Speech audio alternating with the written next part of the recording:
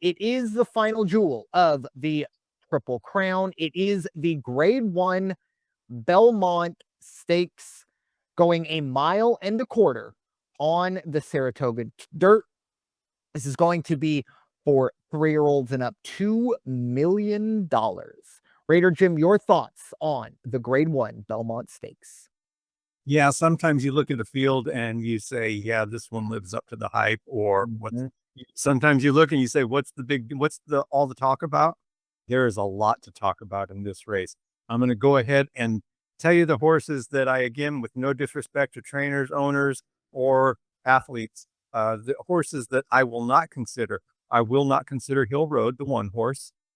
The 4 horse Uncaged is at 30-1 right now, and I think is just in there to get some experience at a high level, which is fine. Number 8 on the outside, Heart of Honor at 30-1. There's a reason it's 30-1. Again, get some experience, run against some high caliber. There's a horse that's getting a lot of chatter from a lot of people, from Daily Racing Form to Horse Racing Nation, and I believe even Blood Horse Nation. I saw something. The 5 horse Crudo, but at 15-1, as good as this horse is, and it's a decent horse, it's not good enough to make a dent in this field. It's not going to go and shake anybody up. So now we're down to 4 horses, aren't we? Yes, we are. We're down to the number 2 horse, Sovereignty, 2-1. We all know what Sovereignty can do. We're down to the 7 horse at 8-5, the early morning favorite, Journalism. Journalism at 8-5. Okay, but here's the horse that's going to win, and that's the 6 horse, Biaz. And I'm telling you, came in 3rd in the Kentucky Derby, and there's a reason that horse came in 3rd. Keep in mind, folks, you're running 20 horses out there. And then Flavien Prat probably didn't hit the gas soon enough, but when he did hit the gas coming down the home stretch, he took Biaz from way back. And boy, oh boy, oh boy, he just missed pulling an upset. He's not going to do that this time around. He's only got 7 other horses to worry about.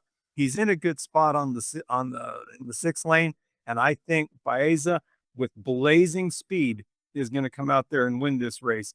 The other horse that I would like to see do well, my concern is, how healthy is he? And that's the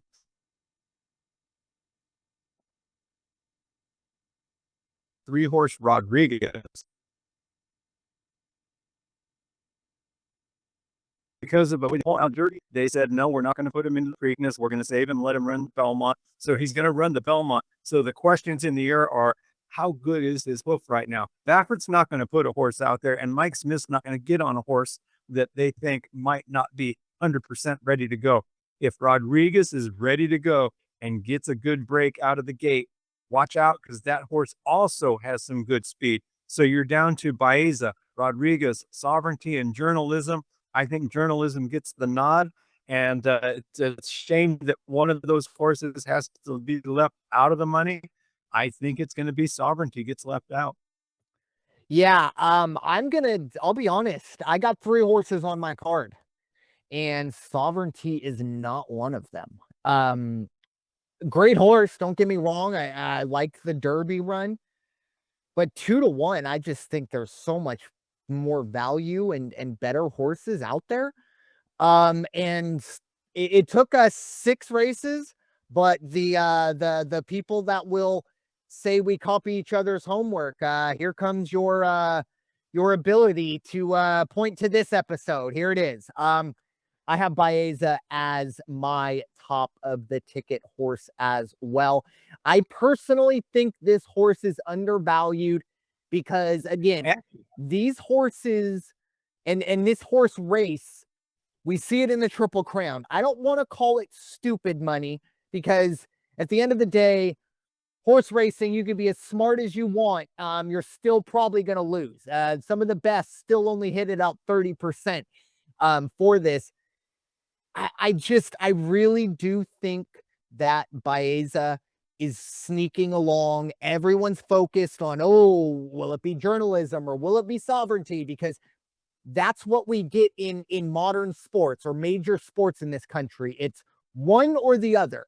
Well, horse racing, that's not the case.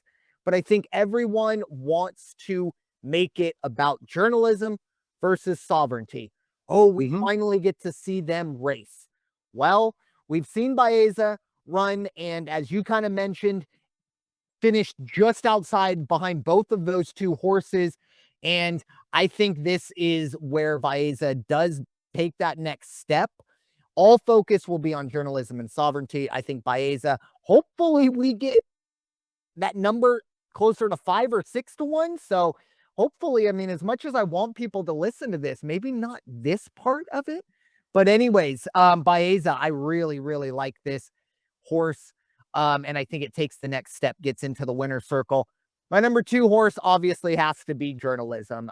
Still haven't gotten over that incredible run in the Preakness. Probably the best horse in the field, but at 8 to 5, and more than likely going to get closer to even money. Probably not going to make it on to the top of my card just because of value's sake, but I would love to see Umberto Rispoli get another Triple Crown win. And I think whichever horse does win is going to be eyeing the Classic. And my final horse that will be my upset pick, as you mentioned, Rodriguez. Again, it's the West Coast Contingent, Bob Baffert, Mike Smith. And the concern with the hoof is definitely real, but I also really do. I would not feel this confident, or at least feel this good about this horse if the horse ran in the Preakness. In a weird sort of way, I actually think that Baffert feels better about this horse and says, no, you know what? We're going for the Belmont because he actually thinks this horse can win this race. And I don't quite remember what the odds were for Rodriguez, or at least when we talked, because I do remember Rodriguez, I don't think was scratched when we talked about the Derby. And I want to say you had talked about Rodriguez as a possible upset pick. I don't remember the exact number. But this was a horse that was a contender for a lot of people in the Derby. And maybe just because we haven't seen him in 2 months, people are kind of doubting him. I think there's a lot of value there. So, yeah, I really, really think Rodriguez and Baeza, and those are going to be the two, and not just the West Coast bias, but I think those are going to be two of the better horses going forward in this race. Obviously, journalism, it's going to be a very good horse as well. Sovereignty as well. 4 of maybe the best 3-year-olds in the world going at it. Absolutely. Just can't wait to see how it all shakes out.